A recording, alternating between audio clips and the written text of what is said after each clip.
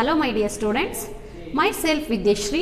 I am Business Studies lecturer in Alpha Pre University College, Krishnarajanagar. This is my class 1. The new chapter is chapter 7, Directing. In the last chapter, Staffing, you learnt meaning of the staffing, importance of the staffing, then what are the steps involved in the staffing process, then what are the types of the recruitment, internal sources of recruitment, external sources of recruitment, selection, and what are the steps involved in the selection process. So these are all some topics involved in the previous chapter. So in this chapter you learnt about the directing, such as meaning of the directing, characteristics of directing, importance of the directing, and what are the elements of the directing. This chapter is fully based on the elements of the directing. So what are the elements of the directing, such as supervisions, then leadership, motivation, last one is communication. So ಈ 4 ಎಲಿಮೆಂಟ್ಸ್ಗಳ ಮೇಲೆ ಈ chapter ಇರುವಂಥದ್ದು. ಈ ಚಾಪ್ಟ್ರಲ್ಲಿ ನಾವು ಈ 4 ಎಲಿಮೆಂಟ್ಸ್ಗಳ ಬಗ್ಗೆ ಸಂಪೂರ್ಣವಾಗಿ ಸ್ಟಡಿಯನ್ನು ಮಾಡುವಂಥದ್ದು. So in this class I am going to explain meaning of the directing, then characteristics of directing, and what are the importance involved in the directing. So firstly I am going to explain introductions about the directing. So directing ಅಂದರೆ ಏನು? ನಿರ್ದೇಶಿಸುವಿಕೆ ಅಂತೇಳಿ ಕರೆಯುವಂಥದ್ದು. So ಮಾರ್ಗದರ್ಶನವನ್ನು ನೀಡುವಂಥದ್ದು ಅಥವಾ ನಿರ್ದೇಶಿಸುವಿಕೆ ಅಂತೇಳಿ ನಾವು ಕರೆಯುವಂಥದ್ದು. So in our daily life we come across many situations.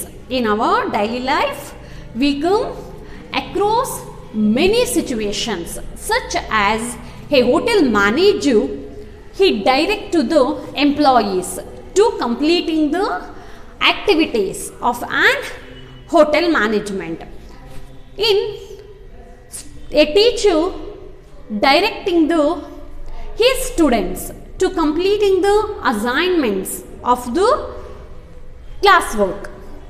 Then a film director directing to the actors, they should act in the film. So ಪ್ರತಿಯೊಂದು ನಮ್ಮ ಜೀವನದಲ್ಲಿ, ದಿನನಿತ್ಯದ ಜೀವನದಲ್ಲಿ ಒಂದಲ್ಲ ಒಂದು ರೀತಿಯಲ್ಲಿ ಏನಾಗ್ತಾ ಇರುತ್ತೆ, ನಿರ್ದೇಶಿಸುವಿಕೆ ಅನ್ನೋದು ಆಗ್ತಾ ಇರುತ್ತೆ. ಫಾರ್ ಎಕ್ಸಾಂಪಲ್, ಈ ಹೋಟೆಲ್ ಓನರ್ ಆಗಿರ್ಬೋದು, ಒಂದು ಹೋಟೆಲ್ನ ಮಾಲೀಕ ತನ್ನ ಅಧೀನದಲ್ಲಿ ಕೆಲಸ ಮಾಡುತ್ತಿರುವಂತಹ ವ್ಯಕ್ತಿಗಳಿಗೆ ಆ ವ್ಯಕ್ತಿ ಡೈರೆಕ್ಷನ್ಸನ್ನು ನೀಡುವಂಥದ್ದು, ಯಾವ ರೀತಿ ಕೆಲಸ ಕಾರ್ಯಗಳನ್ನು ನಿರ್ವಹಿಸಬೇಕು ಅಂತೇಳಿ. ಸೊ ಅದೇ ರೀತಿ ಒಬ್ಬ ಟೀಚರ್ ಸೊ ತನ್ನ ಸ್ಟೂಡೆಂಟ್ಸ್ಗಳಿಗೆ ಕೊಟ್ಟಿರುವಂತಹ ಅಸೈನ್ಮೆಂಟ್ಸ್ಗಳನ್ನ ಯಾವ ರೀತಿ ನಿರ್ವಹಿಸಬೇಕು ಎಂಬುದರ ಬಗ್ಗೆ ಡೈರೆಕ್ಷನ್ಸನ್ನು ನೀಡುವಂಥದ್ದು. ಸೊ ಅದೇ ರೀತಿ ಒಬ್ಬ ಡೈರೆಕ್ಟರ್, ಫಿಲ್ಮ್ ಡೈರೆಕ್ಟರ್, ಯಾವ ಹೀರೋ ಆಗಿರ್ಬೋದು ಅಥವಾ ಹೀರೋಯಿನ್ ಆಗಿರ್ಬೋದು, ಯಾವ ರೀತಿ ಆ್ಯಕ್ಟಿಂಗನ್ನು ಮಾಡಬೇಕು ಅನ್ನೋದರ ಬಗ್ಗೆ ಡೈರೆಕ್ಟನ್ನು ಮಾಡುವಂಥದ್ದು. ಸೊ ಅದೇ ರೀತಿ ತಂದೆ ತಾಯಿಗಳು ತಮ್ಮ ಮಕ್ಕಳು ಯಾವ ರೀತಿ ಹೇಗೆ ಓದಬೇಕು, ಏನನ್ನು ಓದಬೇಕು ಅನ್ನೋದರ ಬಗ್ಗೆ ಡೈರೆಕ್ಟಿಂಗನ್ನು ನೋಡ್ತಾ ಇರ್ತೀವಿ ನಾವು. ಇನ್ our daily life we across many situations, like a hotel manager directing his employees to complete activities of an organization. So ಅದೇ ರೀತಿ a teacher directing to his students to completing the assignments. Then ಅದೇ ರೀತಿ a director motivate his artist to how to they act in the films ಅನ್ನೋದ್ರ ಬಗ್ಗೆ ನಾವು ನೋಡ್ತಾ ಇರ್ತೀವಿ. So ಇದೆಲ್ಲ ನಮ್ಮ ದಿನನಿತ್ಯ ಚಟುವಟಿಕೆಗಳಲ್ಲಿ ಆಗುವಂತಹ ಒಂದು ಡೈರೆಕ್ಟಿಂಗ್ ಪ್ರೋಸೆಸ್ ಅಂತೇಳಿ ಕರಿಬಹುದು. ಸೊ ಯಾವುದೇ ಒಬ್ಬ ವ್ಯಕ್ತಿಯು ಡೈರೆಕ್ಟಿಂಗ್ ಇಲ್ಲದೆ ಸಕ್ಸಸ್ಫುಲ್ ಆಗೋದಕ್ಕೆ ಸಾಧ್ಯ ಆಗೋದಿಲ್ಲ. So directing it is one of the functions of the management. So it is one of the functions of the management. It is very, very important functions of the management. Without directions cannot achieve its objectives of the organization. So it is very, very important functions of the management. Let me now, what is the meaning of directing? Directing is a process of instructing, guiding, coaching, counseling, motivating, and leading people in the organization to achieve its objective. So directing is the process of instructing, guiding, coaching, counseling, motivating and leading to the people in the organization to achieve its objectives. So ಒಂದು ವ್ಯವಹಾರ ಸಂಸ್ಥೆ ಯಾವ ವ್ಯಕ್ತಿಗಳು ಕೆಲಸವನ್ನು ನಿರ್ವಹಿಸ್ತಾ ಇದ್ದಾರೋ ಆ ವ್ಯಕ್ತಿಗಳಿಗೆ ಸಲಹೆಯನ್ನು ನೀಡುವಂಥದ್ದು, ಮಾರ್ಗದರ್ಶನವನ್ನು ನೀಡುವಂಥದ್ದು, ಕೋಚಿಂಗನ್ನು ನೀಡುವಂಥದ್ದು, ಕೌನ್ಸಲಿಂಗ್ನ ಮಾಡುವಂಥದ್ದು ಮತ್ತು ಆ ವ್ಯಕ್ತಿಗಳನ್ನು ಪ್ರೇರೇಪಿಸುವಂಥದ್ದು. So and leading to the people in the organisation to achieve its objectives. ಒಂದು ಸಂಸ್ಥೆಯ ಅಪೇಕ್ಷಿತ ಗುರಿಯ ಸಾಧನೆಗಳಿಗಾಗಿ ವ್ಯಕ್ತಿಗಳಿಗೆ ಸಲಹೆಯನ್ನು ನೀಡುವಂಥದ್ದು, ಮಾರ್ಗದರ್ಶನವನ್ನು ನೀಡುವಂಥದ್ದು, counselling, motivating and leading to the people to achieve objectives of the organization.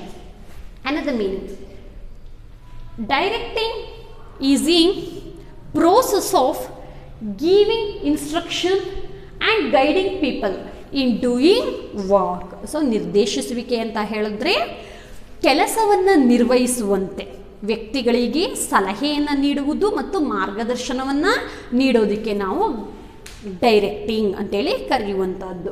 Giving instruction and guiding people in doing the work. ಕೆಲಸವನ್ನು ನಿರ್ವಹಿಸುವಂತೆ ವ್ಯಕ್ತಿಗಳಿಗೆ ಸಲಹೆಗಳನ್ನು ಮತ್ತು ಮಾರ್ಗದರ್ಶನಗಳನ್ನು ನೀಡೋದಕ್ಕೆ ನಾವು ಡೈರೆಕ್ಟಿಂಗ್ ಅಂತೇಳಿ ಕರಿತೀವಿ.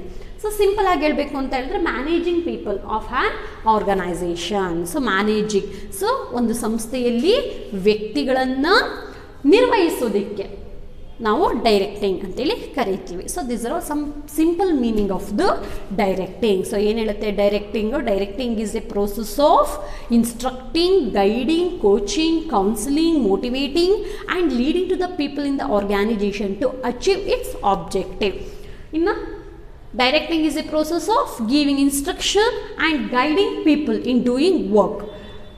Now last one, managing people of an organization. So these are all some meaning about the directing.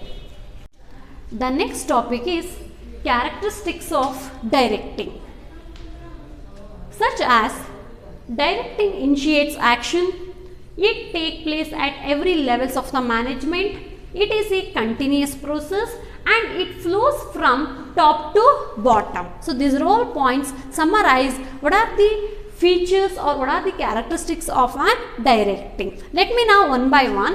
The first one, directing initiates action. Directing is a key managerial function. Directing is an key managerial functions a manager has to perform this function. The managers has to perform these functions along with the planning, organizing, staffing and controlling while discharging his duties in the organization. So directions ಅನ್ನೋದು ಒಂದು ನಿರ್ವಹಣಾ ಕಾರ್ಯವಾಗಿರುವಂಥದ್ದು. ವ್ಯವಸ್ಥಾಪಕನು ತನ್ನ ಕೆಲಸವನ್ನು ನಿರ್ವಹಿಸುವಾಗ ಆ ಕಾರ್ಯಗಳ ಜೊತೆಗೆ such as planning ಆಗಿರ್ಬೋದು, ಆರ್ಗನೈಸಿಂಗ್ ಆಗಿರ್ಬೋದು, ಸ್ಟಾಫಿಂಗ್ ಆಗಿರ್ಬೋದು ಮತ್ತು ಡೈರೆಕ್ಟಿಂಗ್ ಆಗಿರ್ಬೋದು. ಸೊ ಇವುಗಳ ಜೊತೆಗೆ ನಿರ್ದೇಶಿಸುವಿಕೆ ಕಾರ್ಯಗಳನ್ನು ಕೂಡ ಮಾಡಬೇಕಾಗುತ್ತೆ. So according to this characteristics, directing is an key managerial function. A managers has to perform these functions along with the planning, organizing, staffing and controlling while discharging his duties in the organizations. ಸೊ ಏನು ಹೇಳುತ್ತೆ ಅಂತ ಹೇಳಿದ್ರೆ ವ್ಯವಸ್ಥಾಪಕನಿಗೆ 5 ಫಂಕ್ಷನ್ಸ್ಗಳಿರುತ್ತೆ. ಯಾವ್ಯಾವುದು? Planning, organising, staffing, directing and controlling. ಆ ವ್ಯವಸ್ಥಾಪಕನು ತನ್ನ ಕೆಲಸವನ್ನು ನಿರ್ವಹಿಸುವಾಗ ಅದರ ಜೊತೆಗೆ ಡೈರೆಕ್ಟಿಂಗ್ ಅನ್ನುವಂತಹ ಒಂದು ಕಾರ್ಯನೂ ಕೂಡ ಅವನು ಮಾಡಬೇಕಾಗುತ್ತೆ. ಯಾವುದರ ಜೊತೆಗೆ? ಯೋಜಿಸುವಿಕೆ, ಸಂಘಟಿಸುವಿಕೆ, ಸಿಬ್ಬಂದಿ ನಿರ್ವಹಣೆ ಮತ್ತು ನಿಯಂತ್ರಿಸುವಿಕೆ. ಈ ಕಾರ್ಯಗಳ ಜೊತೆಗೆ ನಿರ್ದೇಶಿಸುವಿಕೆಯ ಕಾರ್ಯವನ್ನು ಕೂಡ ಮಾಡಬೇಕಾಗುತ್ತೆ. A managers should perform this function along with the planning, organizing, staffing and controlling while discharging his duties in the organization. Second point, it takes place at every levels of the management. What are the levels of the management? Top level management, middle level management and operational or supervisory levels of the management. So these are 3 levels of the management. Every managers from top executive to superiors perform the functions of directing. ಸಂಸ್ಥೆಯ ಮೇಲಧಿಕಾರಿಯಿಂದ ಹಿಡಿದು ಮೇಲ್ವಿಚಾರಕನ ತನಕ ನಿರ್ದೇಶಿಸುವಿಕೆ ಕೆಲಸಗಳನ್ನು ಮಾಡಬೇಕಾಗಿರುತ್ತೆ. So the directing functions from top executive to the superiors has to perform the functions of directing.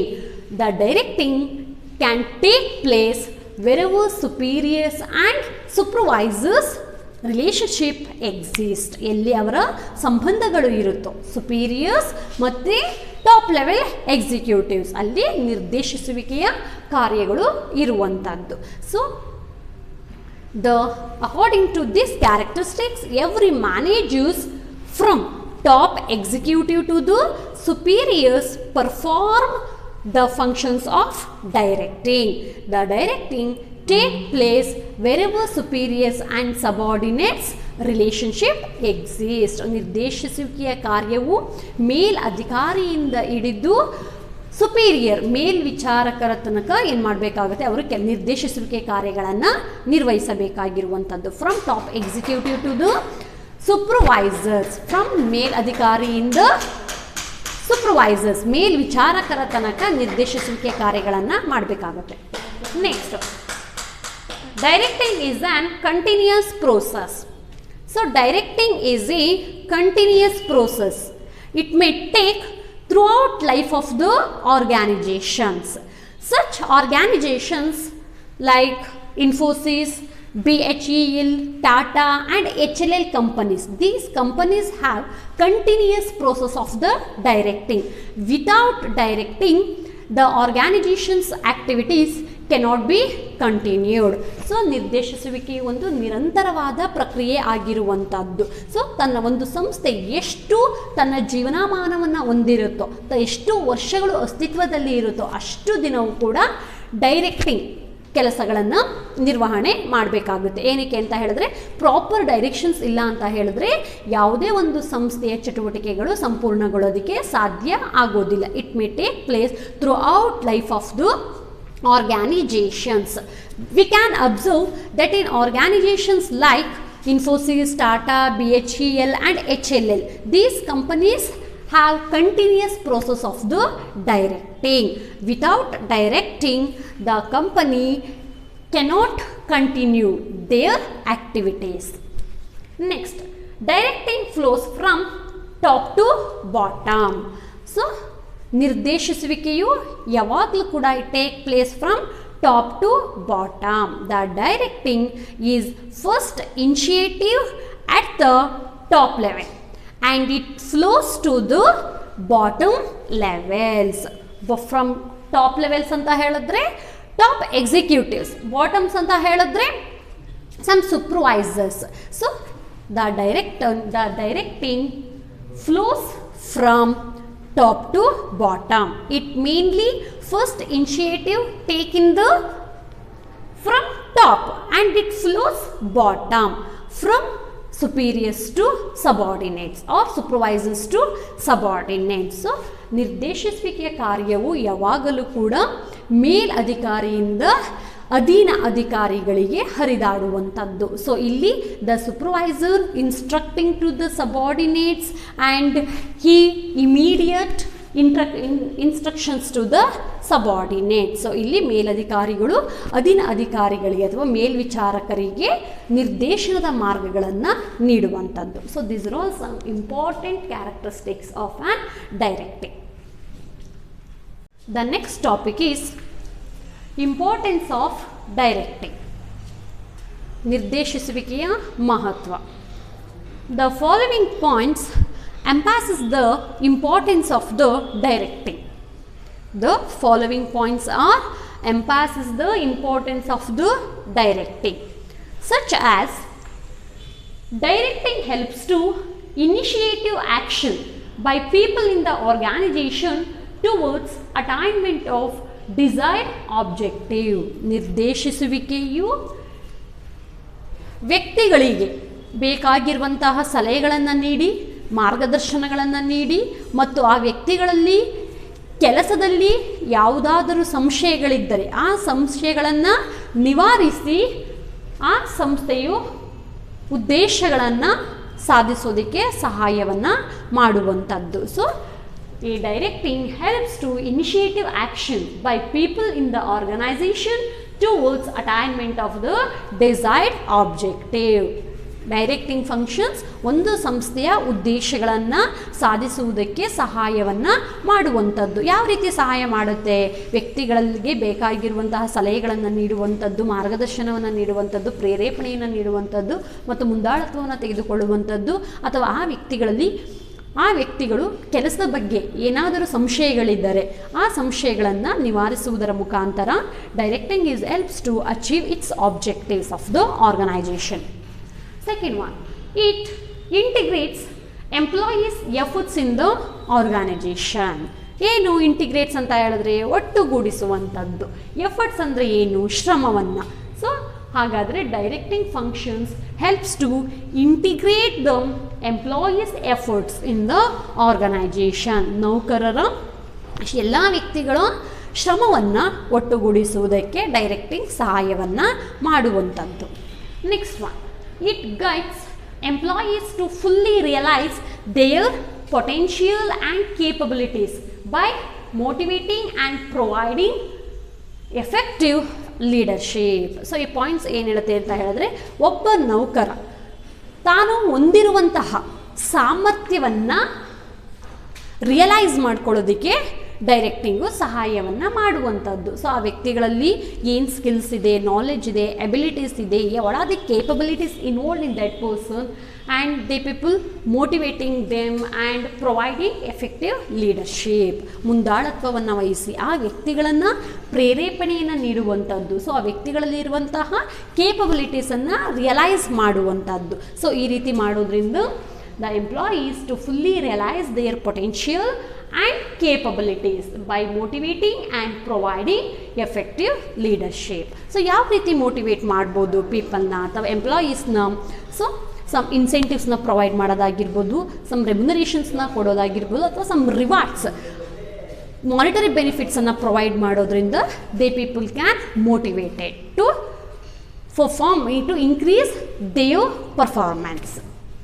Next, it facilitates introductions of needed changes in the organization. ಏನು ಹಾಗಂತ ಹೇಳಿದ್ರೆ, so ಒಂದು ವ್ಯವಹಾರ ಸಂಸ್ಥೆಯಲ್ಲಿ ಏನಾಗ್ತಾ ಇರುತ್ತೆ, ಬದಲಾವಣೆಗಳು ಅನ್ನೋದು ಆಗ್ತಾ ಇರುತ್ತೆ. ಸೊ ಪ್ರಾಪರ್ ಡೈರೆಕ್ಷನ್ಸ್ ಇರೋದ್ರಿಂದ ಅಗತ್ಯವಾಗಿರುವಂತಹ ಬದಲಾವಣೆಗಳಿಗೆ ಹೊಂದಿಕೊಳ್ಳೋದಕ್ಕೆ ಡೈರೆಕ್ಟಿಂಗು ಸಹಾಯವನ್ನು ಮಾಡುವಂಥದ್ದು. So directing facilitate introductions of needed changes in the organization. ನಿರ್ದೇಶಿಸುವಿಕೆಯು ಸಂಸ್ಥೆಯಲ್ಲಿ ಅಗತ್ಯ ಬದಲಾವಣೆಗಳನ್ನು ಬದಲಾಯಿಸಿಕೊಳ್ಳೋದಕ್ಕೆ ಅಥವಾ ಅಳವಡಿಸಿಕೊಳ್ಳೋದಕ್ಕೆ ಸಹಾಯವನ್ನು ಮಾಡುವಂಥದ್ದು. Next, it helps to bring stability and balance in the organisation. Stability ಅಂದರೆ ಏನು? ಸ್ಥಿರವಾಗಿರುವಂಥದ್ದು. ಬ್ಯಾಲೆನ್ಸ್ ಅಂದರೆ ಏನು? ಸಮತೋಲನವನ್ನು ಮಾಡುವಂಥದ್ದು. ಸೊ ಹಾಗಾದರೆ directing is helps to bring stability and balance in the organisations. ಒಂದು ವ್ಯವಹಾರ ಸಂಸ್ಥೆ ತನ್ನ ಸ್ಥಿರತೆಯನ್ನು ಕಾಪಾಡಿಕೊಳ್ಳೋದಕ್ಕೆ ಮತ್ತು ಸಮತೋಲನವಾಗಿ ಹೋಗುವುದಕ್ಕೆ ಡೈರೆಕ್ಟಿಂಗ್ ಸಹಾಯವನ್ನು ಮಾಡುವಂಥದ್ದು. Next, it helps to bring faster cooperation and commitment among the people. So directing helps to bring faster cooperation and commitment among the people. So ನಿರ್ದೇಶಿಸುವಿಕೆಯು ವ್ಯಕ್ತಿಗಳ ನಡುವೆ ಸಹಕಾರ ಆಗಿರ್ಬೋದು ಅಥವಾ ಸಹಭಾಗಿತ್ವ ಆಗಿರ್ಬೋದು, ಅದನ್ನು ತರೋದಕ್ಕೆ ಸಹಾಯವನ್ನು ಮಾಡುವಂಥದ್ದು. ನಿರ್ದೇಶಿಸುವಿಕೆಯು ವ್ಯಕ್ತಿಗಳ ಮಧ್ಯೆ ಸಹಕಾರ ಅಥವಾ ಸಹಭಾಗಿತ್ವ ಅಥವಾ ಕಮಿಟ್ಮೆಂಟ್ಗಳನ್ನ ಮಾಡ್ಕೊಳ್ಳೋದಕ್ಕೆ ಸಹಾಯವನ್ನು ಮಾಡುವಂಥದ್ದು.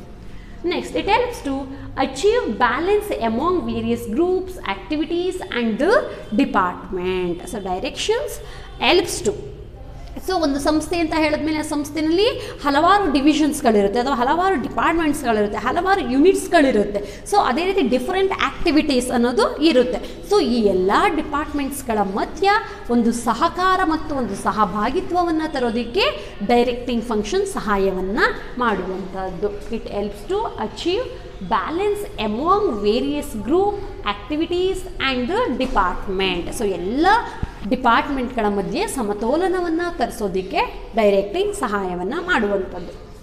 Next, it helps to reduce resistance of organisation. Resistance ಅಂದರೆ ಏನು? ಪ್ರತಿರೋಧಗಳು. ಸೊ ಒಂದು ಸಂಸ್ಥೆಯ ಮೇಲೆ ವಿರೋಧಗಳು ಮತ್ತು ಪರವಾದಗಳು, ವಿರೋಧವಾದಗಳು ಇದ್ದೇ ಇರುವಂಥದ್ದು. So directing is helps to reduce the resistance of organisations through the effective motivation, communication and leadership. ಮುಂದಾಳತ್ವದ ಮೂಲಕ ಪ್ರೇರೇಪಣೆಯನ್ನು ನೀಡುವುದರ ಮುಖಾಂತರ ಮತ್ತು ಕಮ್ಯುನಿಕೇಷನ್ಸ್ನ ಮುಖಾಂತರ ಜನರಲ್ಲಿ ಇರುವಂತಹ ಪ್ರತಿರೋಧಗಳನ್ನು ಕಡಿಮೆ ಮಾಡೋದಕ್ಕೆ ಡೈರೆಕ್ಟಿಂಗು ಸಹಾಯವನ್ನು ಮಾಡುವಂಥದ್ದು. So this are all some importance of the directing. ಯಾವ್ಯಾವುದು? First one, it helps to initiative action by people in the organization towards attainment of desired objectives. ಒಂದು ವ್ಯವಹಾರ ಸಂಸ್ಥೆ ತನ್ನ ಗುರಿಯನ್ನು ಸಾಧಿಸೋದಕ್ಕೆ ಡೈರೆಕ್ಟಿಂಗ್ ಸಹಾಯವನ್ನು ಮಾಡುವಂಥದ್ದು. Next, it integrates employees efforts in the organisation. It guides employees to fully realise their potential and capabilities by motivating and providing effective leadership. It facilitates introductions of needed changes in the organization. Next, it helps to bring stability and balance in the organization. It helps to bring faster cooperation and commitment among the people, and it helps to achieve balance among various groups, activities and the departments. Last one, it helps to reduce the resistance of organizations through motivation, communication and leadership. In this class, you learnt meaning of the directing and characteristics of directing and importance of the directing. In the next class, I will explain principles of the directing. Thank you.